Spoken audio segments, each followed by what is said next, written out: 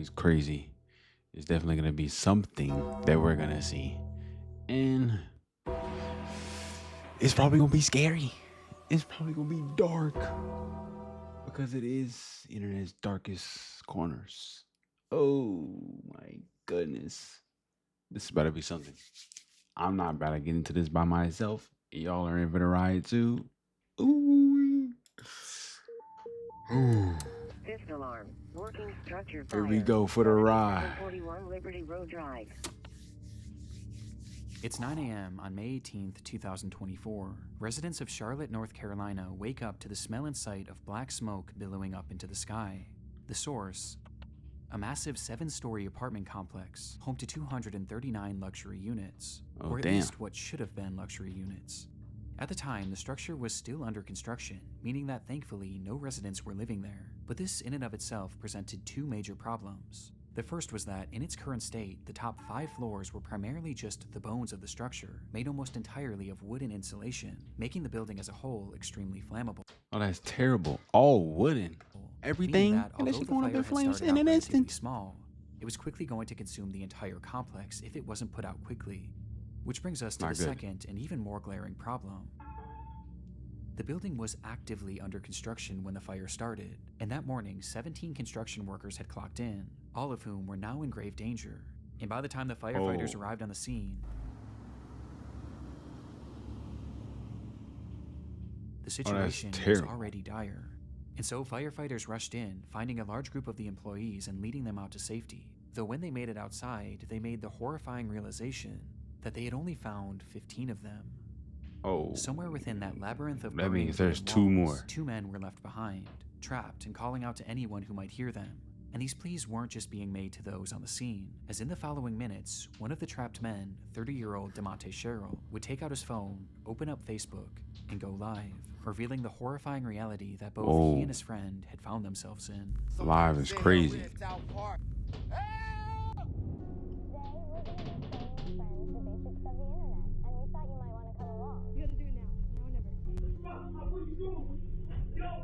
If you own a computer, here's how to get the most out of it. Watch this, watch this, watch this.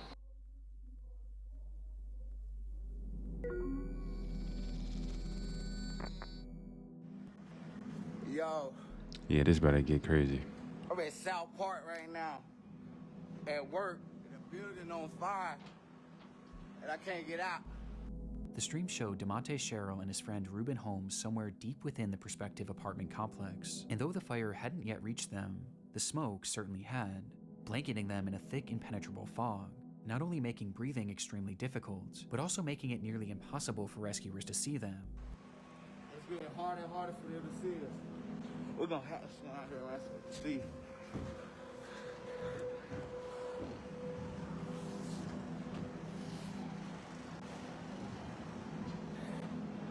The building on fire, I'm trapped. Bro, live inside. streaming Me this and is my man. crazy, bro.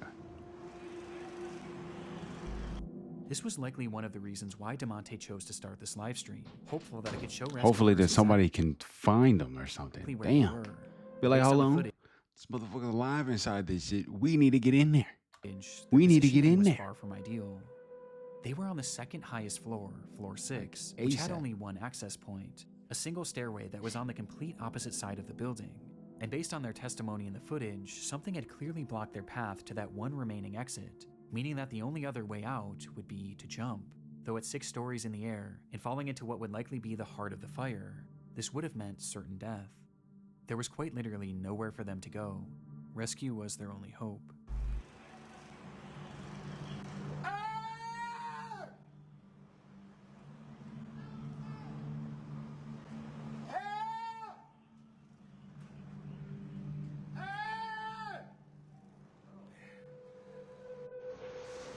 Yo, this building is on fire. I'm at work.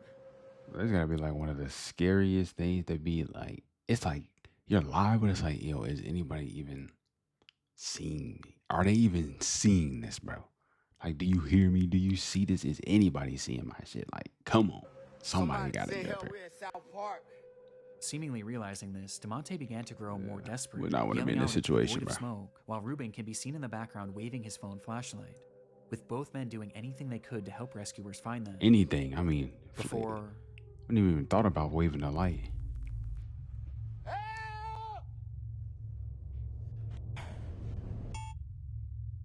the stream abruptly ends. Oh, see. Rescuers were aware of the unfolding situation on the 6th story. They first tried to reach the men by using a massive crane with a basket attached, which can actually be seen in DeMonte's livestream. Though in it, you can see that it's also facing the complete wrong direction, as the smoke was just that impenetrable. However, at one point, it's believed that the crane operator did actually see these men, but the blaze was just too extreme, leading to the operator himself having to be rescued. This left only one real option for saving DeMonte and Ruben. Their only help is... Oh, Eli was good. They Their were going only to have help to go in after them. And so they climbed that stairway needs up help. to Their floor only 6 help needs help. and started their trek to the opposite end of the structure. Though before they could even make it halfway, the rescuers were relegated to a slow crawl, as the inferno around them raged more and more intensely, and the smoke grew thicker and thicker. Though that's when they began to hear screaming. Somewhere, lost in that maze, Ruben and DeMonte were yelling as loud as they could for help. This sound was a sign that they were getting close. Though just then, rescuers would be met with another sound. All companies working 7741 Liberty Road Drive. Evacuate structure per command. What? Bro, come on, bro. They're just about to find these niggas, and you talking about some evacuate. Bro, it's what? All companies working 7741 Liberty Road Drive. Evacuate structure. Command all companies, this will be defensive at this time. We'll be ready for this side to collapse. Bro, Everybody get out of the collapse what? zone. Confirming you are coming out, but you're not out of the building. With the order being made for all of them to evacuate, as by this point, the structure was engulfed in flames, and a collapse was imminent. The firefighters tried to call out to the two in one last attempt to guide them towards rescue, but they never came. In fact, at that point, the structure fell eerily silent. They would leave that structure without DeMonte or Ruben, and minutes later, the fire consumed the entire building, with the temperature inside reaching 2,000 degrees Fahrenheit. What? Before 2,000. 2,000. It collapsed. it would eventually topple to the ground. And inside, DeMonte and Ruben would become the sole fatalities of this catastrophe. What the fuck, bro? Yo, I'm at R.I.P., South bro. Park right now. At work. They were just trying to get some help, bro. And I can't get out. That's fucked up, bro. Knowing how the story ends would make this live stream. Ah, they were for this anyone to close, watch. bro. But what I find most upsetting about it is that the majority of those who initially watched this were his own friends and family that followed him on Facebook, with these viewers including his own mother. And a lot of them probably had no idea he even worked this job, as he had just been hired that week. His brother had also caught the stream as it was happening my and actually God. rushed over to the scene where he pleaded with the firefighters to watch the footage. But despite doing the best they could, there was just too much working against them. Man, damn, bro. See, this shit is sick, bro. This some sick shit, bro. Because they actually were I mean, they're dead ass sitting here trying to show these people that To save DeMonte he's and streaming. Ruben. Following an investigation into the fire, it This was shit's discovered that the crazy, crew bro. was using an organic foam insulation, which was known to be extremely flammable and produce thick black smoke. And this became deadly when the machine used to spray What that the insulation hell? caught fire, sending the whole building up in flames. Where they Why appeared to are install y'all any sort of using smoke this shit? detector or alarm system to alert the crew of a fire. Making matters worse, there had been a temporary set of stairs made right where the two men had been trapped, but that stairwell had just been removed in order to make way for the permanent set of stairs. Because of this and a myriad of other issues, the companies involved with this construction were forced to pay a fine of $50,000. What kind and of are shit currently was being this? sued by the This weak ass fucking construction company, man. families of both This victims. company. But regardless of the outcome, It's them nothing big, will ever make them up for big the loss of billers, bro. DeMonte Sherrill The damn and company, Ruben man. Holmes. R.I.P. to these two souls, man. R.I.P. man. Things were getting concerning. Johnny Cashman spoke to his family nearly every single day, but now, on the 6th day without receiving any communication from him, they knew that something was wrong. Johnny lived in Lynchburg, Virginia, hundreds of miles away from his home in Maine, and so, being unable to check on him themselves, they called police in the area and requested a welfare check. police entered Johnny's apartment on the 19th of April, 2022, and hours later, they would call his parents wasn't with the too long news ago. that they had found their son dead on the floor. According to the officers, Oh shit. Johnny had experienced some sort of medical event that led to GI bleeding that ultimately claimed his life. But this made no sense to Johnny's family. He was only 38 years old and had just been given a clean bill of health after a full medical exam only 4 months prior. It was so out of the blue, in fact, that they even asked if there were any signs of a struggle or if there was any evidence that he may have taken his own life. But they were assured that there was no trauma, no drugs, and nothing suspicious found on the scene, and that, as shocking as it was, his cause of death was entirely natural and had likely just been spurred on by drinking and tobacco use, with the only solace being that Johnny didn't suffer, as they stated that he had died instantly. Because of this, no autopsy was performed, as the case seemed as straightforward as it gets, and despite his family questioning if they should get their own autopsy. But you see how many of these cases just go like dismissed, bro? It's actually crazy. For this segment to be this long, it's a deep dive into this shit, bro. They were told by officers that it wouldn't be necessary. And so, Johnny's body was cremated and sent back to Maine, in what seemed to be the end of Johnny Cashman's story. They just ruled it off like it was just something, something normal. 10 days after Johnny's body was discovered, his ex-girlfriend and her mother made their way back to his apartment in order to retrieve some of her belongings. She knew that re-entering the space was going to be difficult, but ultimately, there was no way she could have prepared for what was waiting for her inside. There was blood everywhere. It was pooled in the bathrooms, wiped on doors, spread all over the living space, and was even found on a chair and a banister. But the most horrifying part of it all was the walls. They were covered in splattered blood, which revealed long streaking handprints. It was something straight out of a horror movie, and although Johnny's cause of death was deemed natural, what they found in that apartment seemed anything but. So y'all try to sweep this shit under the rug. Traumatized by what they were witnessing, the pair snapped multiple photos of the bloodshed and ran out of the unit, directly into Johnny's neighbor. This neighbor revealed that they believed something far worse than a medical emergency had happened to Johnny, as they had a security camera mounted to their door which faced Johnny's unit, and on the day of his passing, it captured something incredibly disturbing. People coming in or people leaving?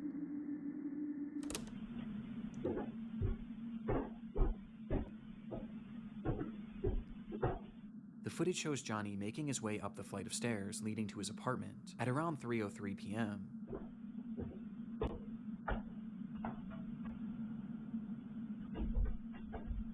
Seems a little discombobulated, like something's going on.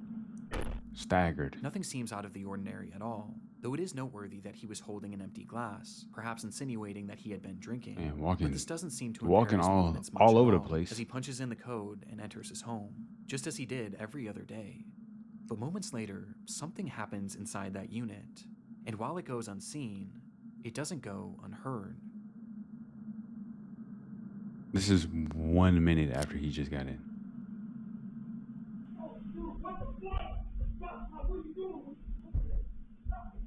Yo, what the fuck, dude?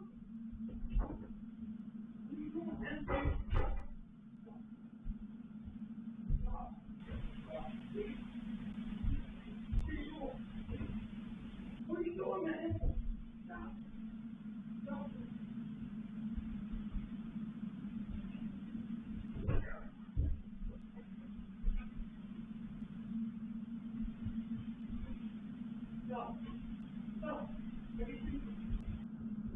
What the fuck?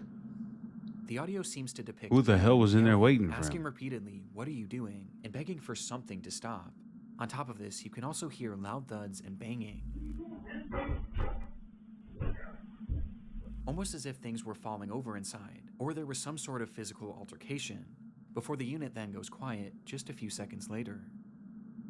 It was unclear if this voice was Johnny's, or perhaps someone else who had been inside the unit, but regardless, one thing was apparent from this audio. There was someone else in that apartment. There's a struggle despite going the on, fact clearly. that Johnny lived Some bullshit's alone. happening. And just 7 minutes later, this unseen person would emerge.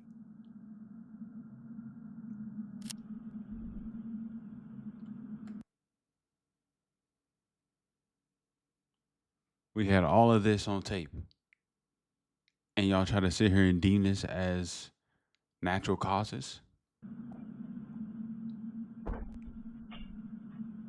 And he did a terrible job at this shit because it's all over the place in there.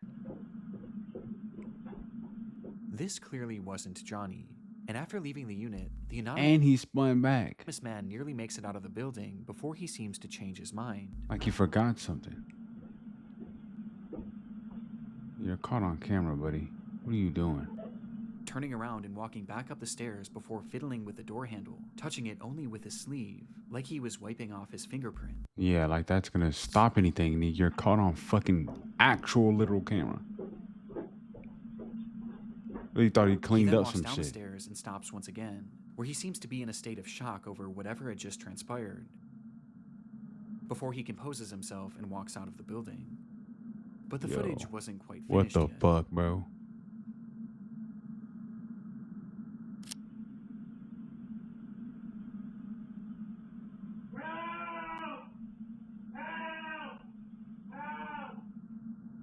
Just 1 minute later, you can hear Johnny shouting for help from inside the apartment, Oh to which my moments God. after, he stops, and no further sound or activity would come from Johnny's unit That until was police his arrived. literal 5 days his later. last calls, bro. The footage and the scene at the apartment seemed to contradict what Johnny's family had been told about his death. The blood all over made it obvious that Johnny's death had not happened in an instant. And this, coupled by the presence of this unknown man who was It's clearly disgusting, distraught bro. and wiping off You his do someone fingerprints, like that, as bro. well as the sound of the Do that to apparent anyone. struggle inside, seemed to point towards And you were something in much there more already sinister before he than what even was got initially in. conveyed to the family. What is that? But What's even going with on this there? footage, police still believed that Johnny's death was due to a medical emergency, as they quickly changed their initial story, saying that the what? blood spread was due to uncontrollable vomiting, and that Johnny had in fact likely suffered, at least for a short while. But this medical emergency wasn't elaborated on, as they didn't truly know what caused It's not it, no as medical no autopsy emergency. was ever performed, Who is this nigga? nor could one ever be performed, as by this point, Johnny Too was busy looking already at the cremated, accept phone. Hey, and cremated gotta because of the accept the phone officer's call, initial bro. statements. JP's always So calling. if Johnny had actually been murdered, which the footage does seem to suggest, there was now virtually no way to prove it. And what makes this even more frustrating is that law enforcement already had this footage. It was collected that very day, and they either didn't fully look through it or didn't think that this was overly suspicious. But everyone else surely did. And soon, this video began making the rounds online, leading to one glaring question being asked. Who is this man? As no one in Johnny's But life actually, though, who recognized the him. fuck is this? Well, it wouldn't be until May 11th that investigators would finally ID him as Stephen Church. And upon being questioned, he revealed that he had moved to Lynchburg for work, but the opportunity he had lined up fell through shortly after he arrived, leaving him with no money and without a place to stay, which is when he met Johnny, who offered to let him crash on his couch. He supposedly stayed with Johnny for 3 days, and described Johnny as an alcoholic who drank constantly, including on that fateful Why the day. fuck would you sit here and When Johnny arrived Dish- home, kill Stephen him? claims that he started The hell? drunkenly yelling at him about paying rent, which led to the two getting into a verbal altercation. But he insisted that this altercation never turned physical, and that he left immediately after, to which he quickly went back to clean his prints because he was afraid that Johnny would try and have him arrested for squatting. And having already racked up 2 Yeah, all right, bro. felonies in his life, Stephen was paranoid about You're going into cleaning jail. it because of But when Stephen was leaving, he did mention seeing not Johnny paying hunched rent. over the toilet as if he were going to vomit, but he claims to have left before this so-called medical emergency started. This is the gist of Stephen's account from that day, but the problem is, it doesn't really match up with what we're hearing in the video. What the fuck? What are you doing? Yo, what the fuck, dude? From the footage, we can hear everything going on in that unit, but at no point do we hear any sort of an argument, nor do we hear No anything argument. about rent. No nothing. With the phrases lending themselves more to a physical struggle rather than a verbal one. In Nothing, fact, but the whole time it appears asking that we're for only help. hearing one voice. But there is an Exactly. exception.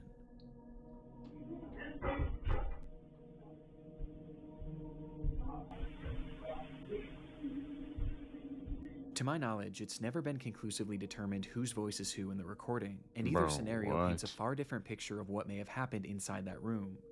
But regardless, this audio makes it clear that Stephen's story was fabricated at least to some degree, as he also fails to account for the loud banging in the background. And because of this, his version of events is generally rejected. You fail and to most people account for a seem to lot of believe things. one of two You main fucking theories. murderer.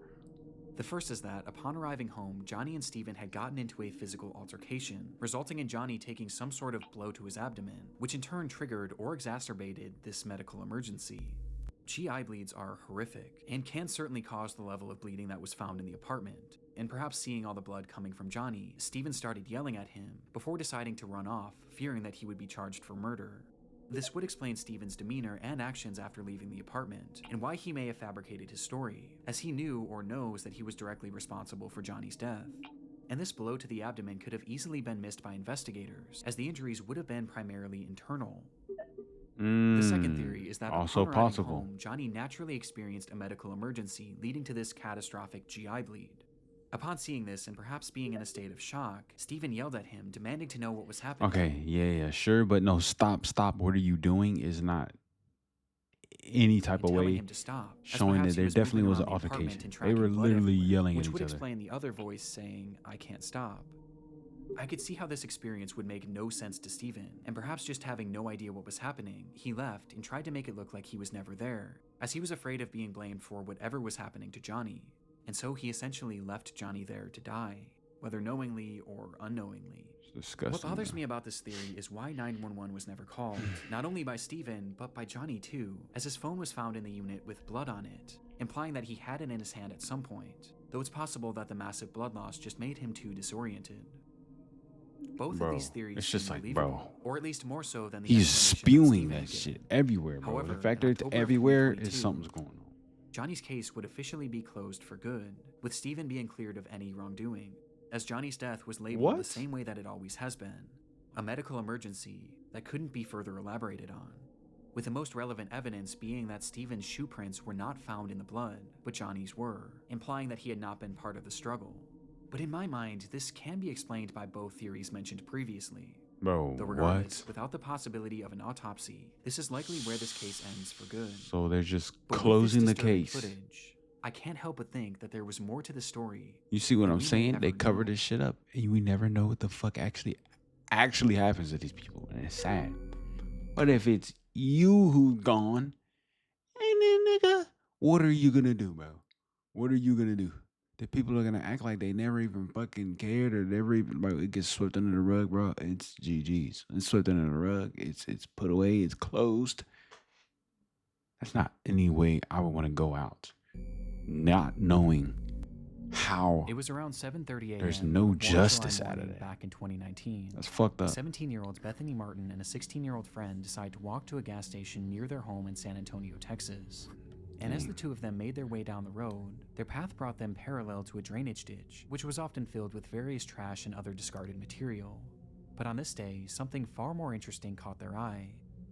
It looked like a man crouching down and leaned up against one of the concrete walls, but the closer they got, the more they realized how unusual his posture was.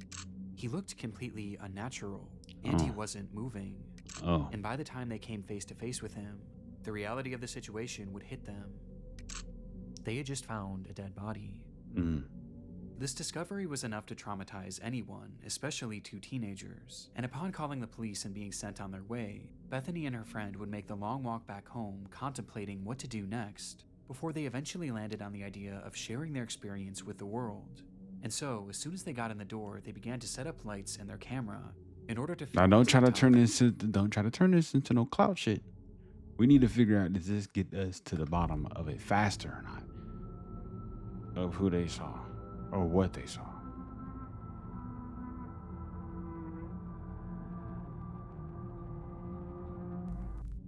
The clip showed the two sitting on a couch appearing to be in a state of shock, with the words, "Us remembering we found a dead body this Very morning," weird TikTok to plastered me. on the screen, Very offering no weird. other context aside from the And in description, angles, which y'all had to simply sit here read, and calculate this shit. "I wish we were kidding. All respect to the family." Some offered sympathy for the girls, while others viewed their post as insensitive and Yeah, it's exploitative. very insensitive. You're sitting here posting this shit and then putting angles and shit, like you tried to like make this shit entertaining in a way, which is not cool. That's fucked up. But others weren't even convinced it was real, partially due to this glaring lack of context. But any doubt of this post's legitimacy would be quickly thwarted by a discovery made not even one full day later, as it was revealed that this recording hadn't actually been the only video that these two girls had made on that fateful day. Huh? Oh, brother, this shit just changed into something else. On their walk to the gas station, the girls had stumbled across the body of 25-year-old Marcus Adams, with the young man having seemingly perished earlier that morning, with it being apparent that he had taken his own life. But upon finding Marcus, the girls weren't actually overwhelmed with sadness or even shock, as instead, their focus immediately went to something far different, as something on the man's body had caught their attention: his necklace. The girls really liked it. In fact, the unnamed 16-year-old had said that it matched her fashion perfectly. And so, before police arrived, the two would once again pull out their phone and start recording, showing Bethany approaching the body with her intention being to grab his necklace.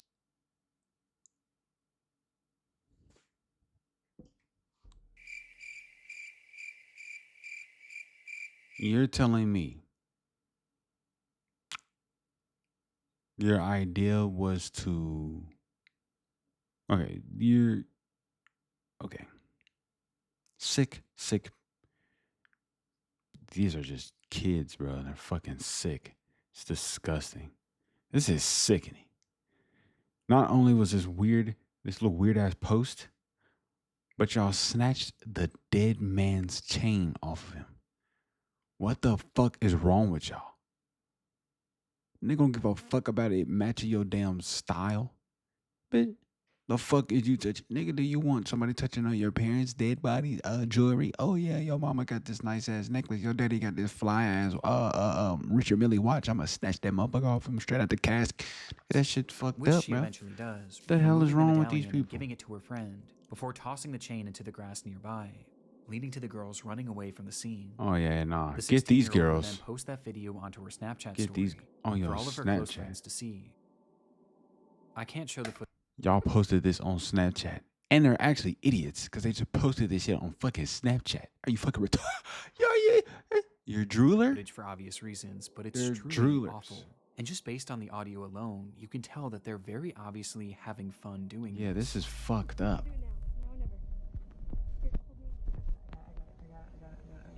You gotta do it now or never.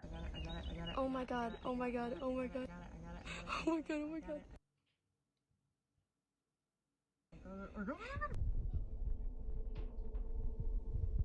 Yeah, that's weird. Yo, get these girls expelled at whatever school they're at. May they never have a future in whatever it is that they're trying to do. Fuck them. There's something I don't so care what uniquely happens to this. disturbing about Fuck it. them. It's Fuck clear them. that upon Actually, finding the fuck body, there was no real emotional impact Like, on them. fuck them. At least none They that saw that outweighed shit and they were the like, desire to select. steal from it.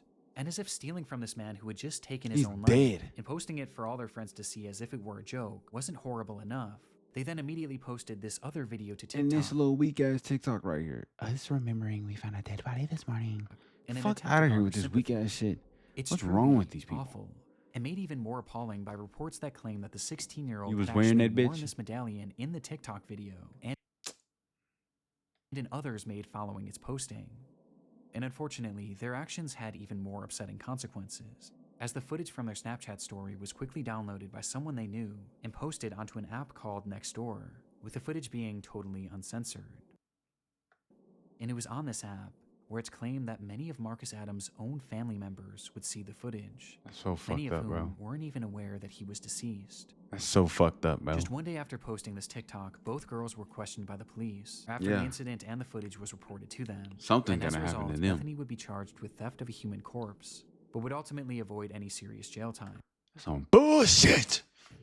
They deserve that Meanwhile, the motherfucking. 16-year-old's name and charges were never publicly released. They need to. but we do Hey, know that the medallion was returned to the family. fuck these little kids. Perhaps unsurprisingly, Bethany would later come back to her TikTok page shortly after her arrest. Oh yeah.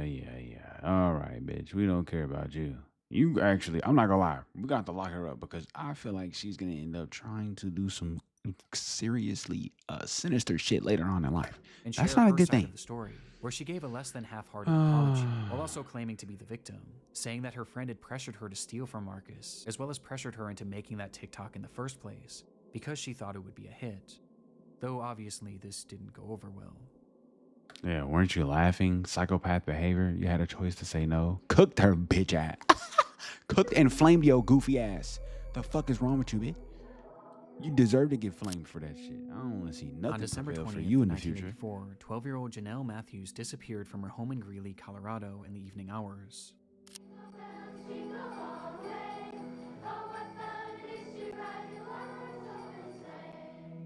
earlier that day, she had sung at a Christmas concert with her school's choir, which her parents were unable to attend, as her mother was out of town and her father had gone to her sister's basketball game nearby, leading to Janelle catching a ride home with a friend. Being dropped off at her house sometime around 8:15, where she excitedly spoke to her father on the phone, letting him know that she had arrived home safe and sound. Approximately 1 hour later, her father, Jim Matthews, pulled into the driveway to find the garage door wide open and the house completely empty. Janelle was gone, leaving behind her winter coat and even her shoes, despite it being a frigid, snowy night. And it was within that snow that was quickly piling up that lie one of the only real clues left behind at the scene. Footprints, leading directly to one of the home's windows, insinuating that someone had been watching Janelle.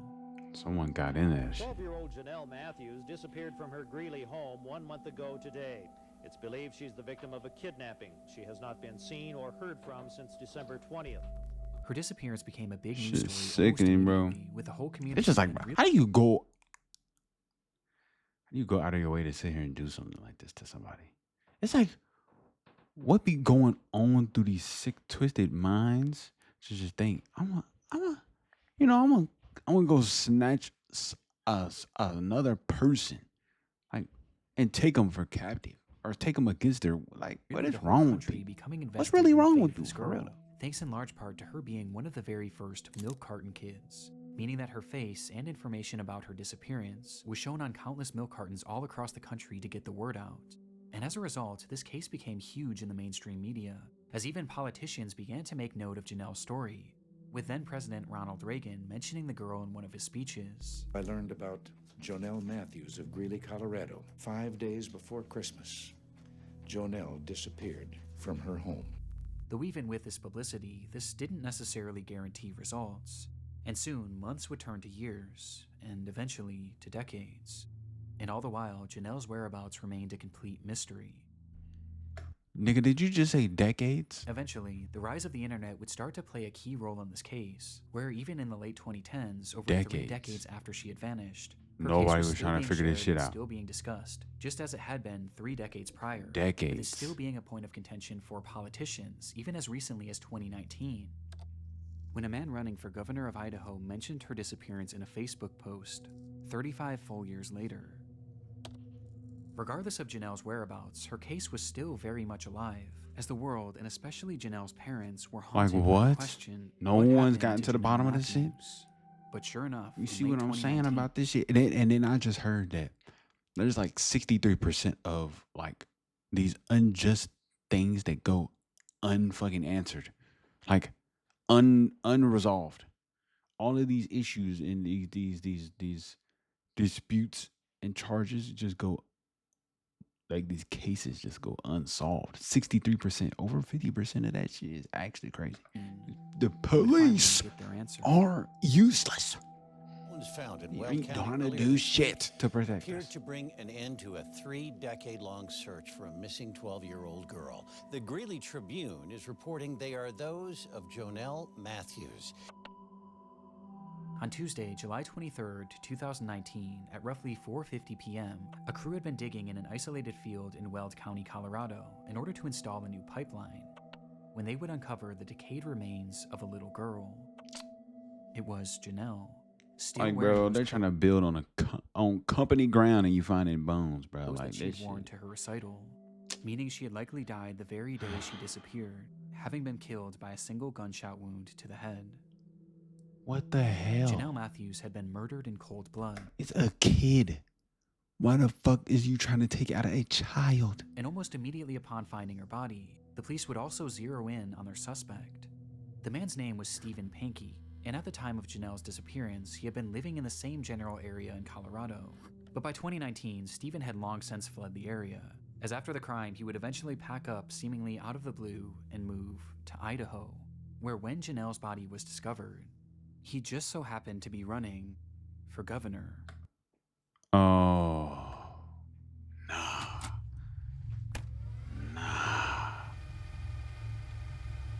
How the fuck you gonna be the damn governor? Wait a minute. You were that motherfucker. My 20-year-old son was murdered in two. You were the motherfucker saying this shit.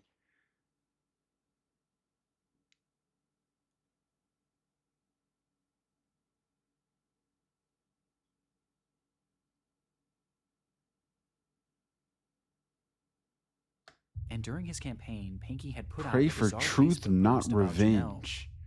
calling for the Colorado DA to oversee a fresh investigation. Nigga, you as he did stated it. that the local police had wrongly been focused on the theory that Janelle's disappearance was a child abduction and murder, which was quite convenient, as just a few months after posting this, he would be arrested for the abduction and murder of Janelle Matthews.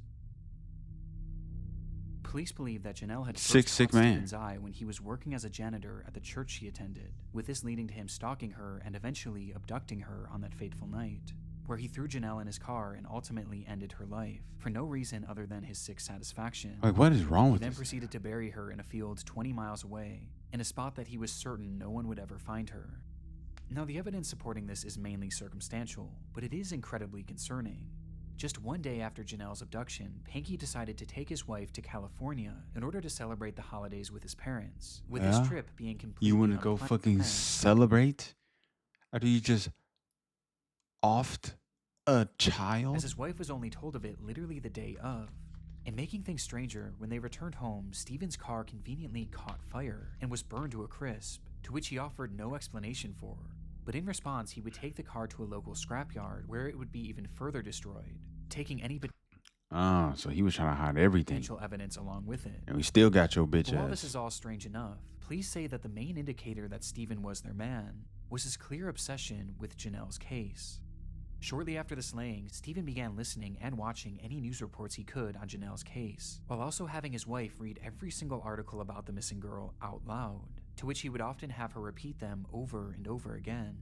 But his obsession didn't stop there, as he would then start frequently calling the police, wanting to talk to them about the case, even going as far as Like to give what? them potential leads, as he claimed to be fearful that he was going to be blamed for the crime, despite having seemingly never even met her.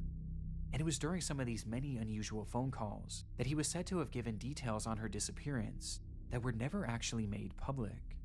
See, His obsession was entirely you was unhinged, so obsessed with this shit that you just ratted your damn bringing up her self out. disappearance at random even Idiot. decades later, with his Facebook post being a perfect example. And as it turns out, one of Stephen's most incriminating statements Idiot. came as a result of something he mentioned in that infamous message. In it, Stephen says that his son Carl had been murdered in 2008, which is in fact true, as the murder was actually fully solved, with it being confirmed that Stephen had nothing to do with it. But when he was mourning the loss of Carl, something unusual happened. His now ex-wife recalled that following Carl's death, Pinky never once cried, until the day before his memorial service, where she watched him from a distance walk up to their son's urn and begin to sob, eventually blurting out, "I hope God didn't allow this to happen because of Janelle Matthews." Despite maintaining his innocence to this day, Pinky was sentenced to life in prison with the possibility of parole in 2040, his conviction coming 12,634 days after Janelle Matthews' disappearance, with Pinky's cryptic Facebook post serving as a dark relic of his twisted obsession that would What's wrong eventually with this expose nigga, him as Janelle's killer. Ratted your own self out, bro. On some stupid shit. What the fuck is wrong with these people, bro? I want to give a massive shout out to my buddy Ryan, aka Nexpo. A lot of you already know this, but Ryan is a really good friend of mine, and I'm super proud of him because he just released his very own podcast called Late Nights with Nexpo. Ryan's Oh, yes, sir. Yes, sir. Shout out my boy Nexpo. Okay, so they vote with each other. I'm glad they are in the know with each other. Oh my goodness. The GOAT dropped. Corey motherfucking Kenshin. I'm gonna have to see that later, my boy. Oh Lord. He dropped that motherfucking Assassin's Creed. Bet that. I would definitely have to see that. Bet that. Okay, I'm not gonna lie. That was a good little solid video. That was crazy.